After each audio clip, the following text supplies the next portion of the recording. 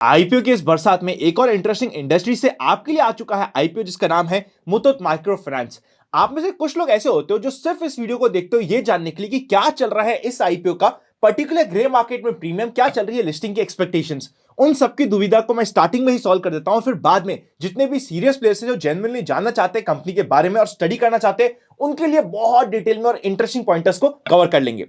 अगर हम आज के दिन ग्रे मार्केट प्रीमियम की बात करें as per sources and as per news articles, आज के दिन इस आईपीओ में चल रहा है ग्रे मार्केट प्रीमियम 36% के आसपास का। अगर मैं सब्जेक्ट टू रिटेल की बात करूं तो 4100 रुपीज के प्रॉफिट की एक्सपेक्टेशंस चल रही है। एंड सब्जेक्ट टू अगर मैं बात करूं आईपीओ में स्मॉल एचएनआई में या फिर बिग एचएनआई में रफली 57,400 रुपीज की प्रॉफिट की बात चल रही है। अभी सब्जेक्ट टू का मतलब क्या होता है, देखिए ग्रे मार्केट में काम कैसे होता है उसका मैं शॉर्ट में आपको बताने की कोशिश करता हूं।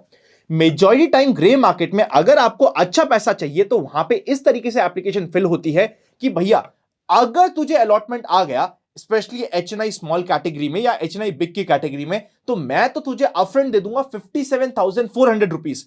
अगर उससे ऊपर का जो भी प्रॉफिट होगा या जो भी लॉस होगा उसके नीचे का सब कुछ मेरा होगा। ऐसा एक प्लेयर मिल जाता है, एक बड़ी पार्टी मिल जाती है जो ऐसा सौदा कर लेती है और ग्रे मार्केट में एप्लीकेशन को परचेस कर देती है। इसी सेंस में अगर मैं रिटेल में इसी सेम चीज को समझाने की कोशिश करूं सब्जेक्ट टू अलॉटमेंट की, तो मतलब यह हुआ कि तुम रिटेल कैटेगरी में अप्लाई करो, अप्लाई तुम कर रहे हो अपने नाम से, पर अगर तुम्हें अलॉटमेंट मिल जाता है तो मैं तुम्हें अपफ्रंट 4100 रुपीज दे दूंगा। अब 4100 के ऊपर का जितना भी प्रॉफिट होगा वो तुम्हें मुझे ट्रांसफर करना पड़ेगा। अगर यहां पे तुम्हारे लिए लॉस हो जाता है, 4100 से कम का प्रॉफिट होता है, तो जितना भी बैलेंस अमाउंट होगा वो मैं तुम्हें पास करूंगा। इस तरीके की डील ऑफ मार्केट में ग्रे मार्केट में हो जाती है, उसका यह मतलब होता है। ग्रे मार्केट में एक और तरीके से काम होता है कि भैया तुम्हें चाहे अलॉटमेंट मिले या ना मिले, तुम तो मुझे अपनी एप्लीकेशन भेज दो फॉर एग्जांपल 500 700 800 रुपए में, और तुम्हारी एप्लीकेशन मेरी हुई, तुम्हें अलॉटमेंट मिले या नहीं मिले तुम्हें तो अपने 500 रुपए मिल जाएंगे। और बाय चांस अलॉटमेंट मिल जाता है और वहां पे पैसा डबल भी हो जाता है, तो सारा का सारा पैसा तुम्हें मुझे वापस देना पड़ेगा, क्योंकि तुमने तो फिक्स कर लिया है अपने प्रॉफिट को 500 रुपीज में। इस तरीके से ग्रे मार्केट का सेटअप भी मैंने आपको बता दिया है। साथ ही कुछ लोगों की ये भी क्वेरी आ रही है कि अनंत आजकल आपने ऑफ लेटली आईपीओ के ऊपर बहुत वीडियो बनाने स्टार्ट कर दिया, ऐसा क्यों कर रहे हो? ऐसा मैं इसलिए कर रहा हूं क्योंकि देखिए चाहे लाइफ में आपको सक्सेस चाहिए हो चाहे आपको पैसा बनाना हो, जिस तरीके की डायरेक्शन हो, अगर उसी डायरेक्शन में आप लग के अपने पैसे कमाने की जर्नी में आगे बढ़ना चाहते हैं तो आपकी प्रोबेबिलिटी बढ़ जाती है। अभी इंडियन मार्केट में सबसे ज्यादा हॉट हो रखे हैं आईपीओस, और आईपीओस में अच्छा पैसा बन भी रहा है। अब डायरेक्शन तो हो रखा है इधर का, मैं बोलूं मैं तो इधर नहीं, मैं तो इधर जाऊंगा, मेरी मर्जी, मेरे को तो इधर जाना है, मैं जा सकता हूं और हो सकता है मुझे सक्सेस भी मिल जाए। पर सक्सेस की प्रोबेबिलिटी और पैसा कमाने की प्रोबेबिलिटी मैक्सिमम होती है इस डायरेक्शन में जाने की। मोर देन दैट, अगर आप चाह रहे हो कि हम सीरीज की बात करें इंडिकेटर्स वाली जो हमने ऑलरेडी स्टार्ट कर दिया, बिल्कुल बेफिक्र रहिए। 25 ऑफ दिसंबर से लेकर 2 ऑफ जनवरी तक मैं आउट ऑफ इंडिया रहने वाला हूं, कहीं बाहर जा रहा हूं। उस समय आपके लिए वो सीरीज स्टार्ट रहेगी इस चैनल पे, जहां पे आपको काफी एजुकेशनल कंटेंट मिलने वाला है। पर जब तक यहां पे आईपीओ की हमें अपॉर्चुनिटीज मिल रही है, आईपीओ को भी स्टडी कर लेते हैं। अब चलते हैं हम इस कंप्लीट रिव्यू पे, और एकदम बेसिक से बात करें तो कंपनी 1992 अप्रैल में इनकॉर्पोरेट हुई थी। इनकी मेन ग्रुप की कंपनी हो जाती है मुथूट, ये भी मुथूट ग्रुप का पार्ट है। इनके मेन कस्टमर्स होते हैं माइक्रो लोन्स लेने वाली फीमेल्स जो रूरल एरिया से है, ये इनका मेन फोकस एरिया हो जाता है। कंपनी प्रोवाइड करती है ग्रुप लोन्स जो लाइवलीहुड या फिर इनकम जनरेशन में हेल्प करे, बेटरमेंट के सॉल्यूशंस, फॉर एग्जांपल किसी को सेलफोन चाहिए, सोलर लाइट चाहिए, हाउस होल्ड अप्लायंस चाहिए, उनके लिए लोन प्रोवाइड करती है। हेल्थ एंड हाइजीन के रिलेटेड लोन प्रोवाइड करती है, चाहे वो सैनिटरी फैसिलिटी को ही इंप्रूव करने के लिए क्यों ना हो। And finally secured loan provide करती है अगेंस्ट गोल्ड, या फिर ये इवन प्रोवाइड करती है Muthoot small and growing business के रिलेटेड के लोन्स को। आईपीओ की डेट्स बहुत सिंपल है, 18 ऑफ दिसंबर को ओपन होगा एंड 20 ऑफ दिसंबर को क्लोज हो जाएगा। 21 या फिर मैक्सिमम 22 को यहां पे आपको लिस्टिंग और सारा का सारा पैसा, अगर आपकी लिस्टिंग में आपको अलॉटमेंट नहीं मिला होगा तो मिल चुका होगा। लॉट साइज 51 शेयर्स का एक लॉट है, मतलब रिटेल कैटेगरी में एक लॉट अप्लाई करने के लिए आपके पास होने चाहिए 14,841 रुपीज अपने बैंक अकाउंट में। आपके जब आप अलॉटमेंट के लिए अप्लाई करते हो या सब्सक्रिप्शन के लिए अप्लाई करते हो, कभी आपके पहले से डेबिट नहीं होते हैं। आपका पैसे आपके बैंक अकाउंट में रहता है, आपको इंटरेस्ट मिलता रहता है। बाय चांस अगर आपको अलॉटमेंट मिल जाता है तो आपके पैसे डेबिट हो जाते हैं अपने बैंक अकाउंट से। एचएनआई स्मॉल कैटेगरी में टोटल 14 लॉट्स के लिए अप्लाई करना पड़ेगा, 2,07,774 रुपीज का एक बास्केट बन जाएगा। एंड एचएनआई बिग कैटेगरी में आपको अप्लाई करना पड़ेगा 68 लॉट्स के लिए, और बास्केट बन जाएगा 10,09,188 रुपीज। इवन एचएनआई बिग में अगर सब्सक्रिप्शन काफी ज्यादा आ जाता है तो आपके लिए एप्लीकेबल लॉट हो जाता है, जिसमें आपको अलॉटमेंट मिलेगा 2,07,774 रुपीज का, जो एचएनआई स्मॉल का पार्ट होता है।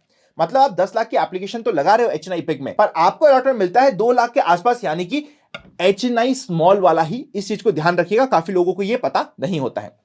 प्रमोटर होल्डिंग 68.09% थी प्रमोटर की आईपीओ से पहले, और आईपीओ के बाद रह जाएगी 55.47%। 50% होने वाला है क्यूआईबी के लिए, 35% होगा रिटेल के लिए एंड 15% होगा एचएनआई कैटेगरी के लिए। बीएसई एनएसई दोनों पे लिस्टिंग होगी। 960 करोड़ का टोटल आईपीओ का साइज है, जिसमें से 760 करोड़ है फ्रेश इशू, अच्छा अमाउंट का है, एंड ऑफर फॉर सेल है 200 करोड़ का। फाइनली अगर हम फाइनेंशियल्स पे जाए और इसके वैल्यूएशंस की बात करें, उससे पहले अगर आपने हमारी मेंबरशिप ज्वाइन नहीं करी है तो सब्सक्राइब के पास में आपको ज्वाइन बटन मिल जाएगा। एवरी वीक आपको डिफरेंट ऑप्शंस मिलते हैं, जिसके अकॉर्डिंग आपको एजुकेशन मिलती रहती है, काफी इंटरेस्टिंग है। आप चाहो तो उसे सब्सक्राइब कर सकते हो, और साथ ही साथ अगर डीमैट अकाउंट नहीं है तो ओपनिंग लिंक्स भी आपको डिस्क्रिप्शन में मिल जाएंगे। फाइनेंशियल्स एसेट्स की बात करें तो 2021 में 4100 करोड़ के ऊपर के थे, डबल हो गए 2 साल में 8500 करोड़ के। रेवेन्यू भी at the same time double से ज्यादा हो गया है। 2021 में 696 करोड़ से डबल से ज्यादा 1446 करोड़ पे पहुंच गया है 2023 में। प्रॉफिट आफ्टर टैक्स के फिगर्स को देख के आपका अट्रैक्शन इस आईपीओ के लिए काफी बढ़ जाता है। 7 करोड़ 2021, नेक्स्ट ईयर 47 करोड़, 2023 163 करोड़। जो ग्रोथ रेट है वो अमेजिंग है। टोटल बोरिंग 6500 करोड़ के आसपास की, debt to equity ratio almost 4 तक पहुंच चुका है, जो थोड़ा सा एक कॉशियस पॉइंट हो जाता है, पर यूजुअली जिस सेगमेंट में कंपनी ऑपरेट करती है यहां पे नॉर्मल से थोड़ा सा ज्यादा आपको डेट टू इक्विटी रेशियो हमेशा मिलता है।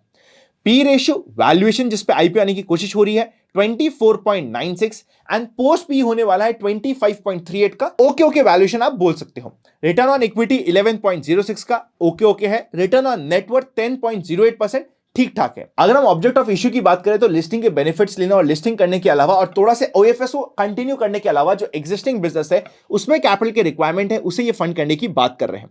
अगर हम पीयर कंपैरिजन की बात करें तो पहला आता है इक्विटा स्मॉल फाइनेंस बैंक, जिसका पी रेशियो 17.57 का है। उज्जीवन स्मॉल फाइनेंस बैंक जिसका पी रेशियो 6.33 का है। क्रेडिट एक्सिस पी रेशियो है 26.67 का। बंधन का पी रेशियो है 17.32 का। सूर्योदय स्मॉल फाइनेंस बैंक का पी रेशियो है 22.31 का एंड फ्यूजन माइक्रो फाइनेंस का पी रेशियो चल रहा है 12.36 का। इस कंपनी का अगर हम फाइनली कंक्लूड करने की कोशिश करें, वैल्यूएशन जिस पे ये आईपीओ लाने की कोशिश कर रही है, कीपिंग इन माइंड कि इसके क्या है return on net worth and return on equity, okay valuation है। पर जैसे ही इस आईपीओ की लिस्टिंग हो जाती है, दैट टू अगर हम ग्रे मार्केट की बात करें तो एक्सपेक्टेड है कि यहां पे लिस्टिंग होगी 36% के लिस्टिंग गेन के साथ। तो क्या 36% के प्रीमियम के बाद भी ये अट्रैक्टिव बनेगा ऐसे इन्वेस्टर्स के लिए जिनको अभी अलॉटमेंट नहीं मिला है?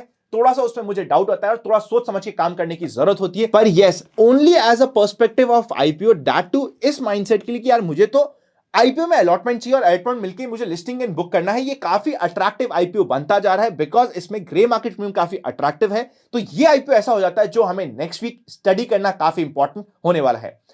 Happy learning and I will see you very soon.